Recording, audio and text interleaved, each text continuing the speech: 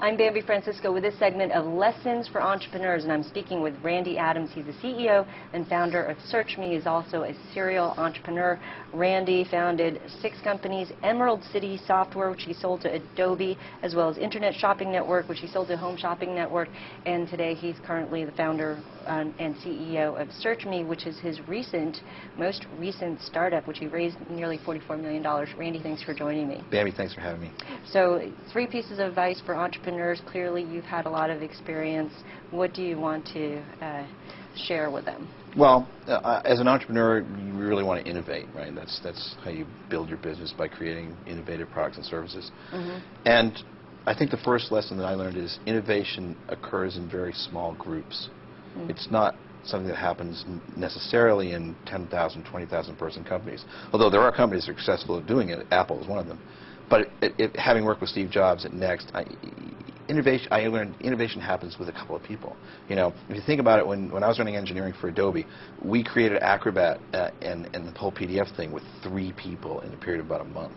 Mm-hmm. And we created what became Acrobat and what it is today, because it took 2 years to get it out the door because we had to program it formally, but the whole idea came about in a short period of time with a few number of people. Think about Jerry Yang and David Filo, 2 guys. Yahoo, or Larry and Sergey, 2 guys. Google. Those kinds of things happen in small groups, and as a company grows, I don't know if you've read the book Innovator's Dilemma, but as a company grows, it becomes more and more difficult to change, because you have a critical mass, you have market share, and almost anything you try reduces your market share.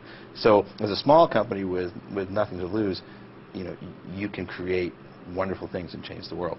And that's why I've started so many companies, because I like them when they're small. When they get big, they're less exciting to me. Okay. That's first lesson. Okay. Second lesson is that it's always better to execute or implement and fail than to not execute. And that may sound obvious, but I think many people take a long time to plan things. Mm-hmm. And the market changes and the dynamics are different. And whenever you read one of those books that say how to become successful in business, well, that's somebody's opinion of how to become successful based on their experience, which was 5 years ago. Mm-hmm. And the world's a different place now. You can't apply the same things over and over all the time. Right. So you have to go try things. So that's what I always do, is we say, rush forward blindly. Right, and it's kind of a stupid thing to say, but what we're saying is that you just got to do it. Right. You just got to do it. You can't sit there and say, well, should I do this, should I do that, should I do this? Do it. If it isn't right, change it. It's always easier to execute, get out there, get feedback from your users, and change it than it is to sit there and try to figure out the right thing the first time. Well, do you have an example? I know that there's probably a lot of companies out there who there's, the key people are butting heads and saying, we should do this, we should do that, we should do this, and you went down a path where you actually launched something and that nobody wanted to launch, and it turned out to be a success or failure. Do you have an example? Well, SearchMe is a good example of that. When we started SearchMe, we started it as a vertical search engine, and it sort of evolved into a search engine where we categorized the web and proposed categories, but it was a conventional search result. And then I pushed very strongly to have the visual search that we're having right now, and everybody inside hated it. In fact, the engineer, I had to write the UI myself as a demo UI and take it in and show it to people, because people just didn't want to use it. I had to convince our engineers, because they're like, because in our company, if you don't have to agree with me, if you don't agree with me, we don't do it. So I sort of believe that it doesn't matter who you are in the company. If you have a good idea and you can get enough people to support you in it, then we're going to do it. Right. But I couldn't get anybody to support the whole idea of visual search. And gradually it started to take on, and then we started getting user feedback, and then people started going, wow, this is great, this is different, this is totally new, and this is a better way to search in many cases. So I think it's an example of just doing it. It's an example of just doing it. And when we first brought it out, our relevance sucked. We were 40% of what Google is right now. And so we thought, oh, great, it looks good, but the results aren't that great. Mm-hmm. And we got that feedback from users. We knew it, but we didn't go out saying we're going to kill Google. We went out saying, we're trying some new things. And so then we hired a relevance team away from Yahoo, actually, and they've been able to bring us within 5% of Google. Mm-hmm. So, we just keep getting better, and we probably push a new release out every week. I think we pushed 2 releases out last weekend. And so we just keep doing it, and you get user feedback, and eventually, like a friend of mine, Dalton Caldwell, who runs iMeme, told me it took him several years before he got the formula right to get I mean, very Sure. popular. And then when you hit it, it hockey sticks. Yeah, yeah, you have to keep trying. That was your second lesson. Do you have a third? A third lesson is negativism is like the worst thing. I mean, in a company that's small, it's just a few people, and you have somebody say, that'll never work, that's a dumb idea. And so I've learned to ignore that.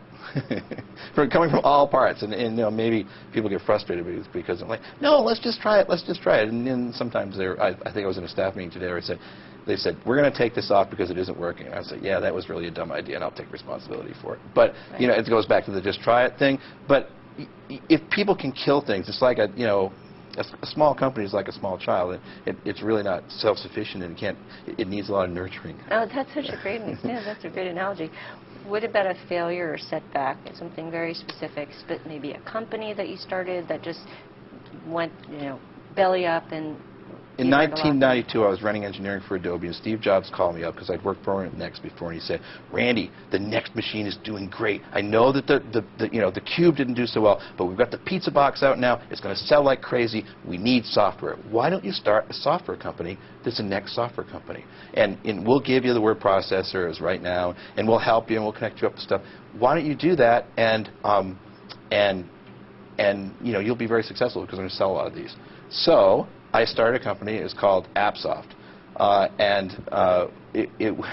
self-funded it, and I was at the first Next World, and Mike Moritz from Sequoia came by and said, "We'd be interested in this." And I'm like, "Hey, this is really dependent upon an infrastructure that doesn't exist. It's kind of a contrarian investment." And he said, "Well, Sequoia likes contrarian investments. Let's go." So they invested.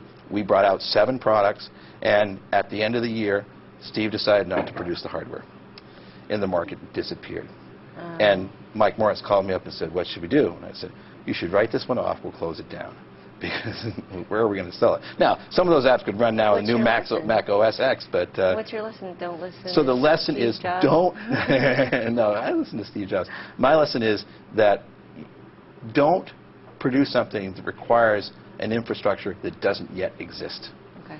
In other words, you say, "Oh, hey, guess what? There are going to be browsers and TVs next year. Let's do some software that runs." Now, this might be a good idea. I don't know. But how many people are going to use their browsers and their TV sets when they buy them in Q4 of this year? And how big will that base be? And you might be out there with a product that you're assuming that there's going to be some market for it. Right. It just isn't there. That's the realm of big companies. Big companies can afford to take those risks. Small companies can't afford to take risks on infrastructures that don't exist. But they still have to take risks. They still have to take risks. Okay, that's the only way they can iterate, right? That's the only way. Okay, Randy, thanks very much. Thanks, Bambi. I've been speaking with Randy Adams. He's the CEO and founder of SearchMe. I'm Bambi Francisco.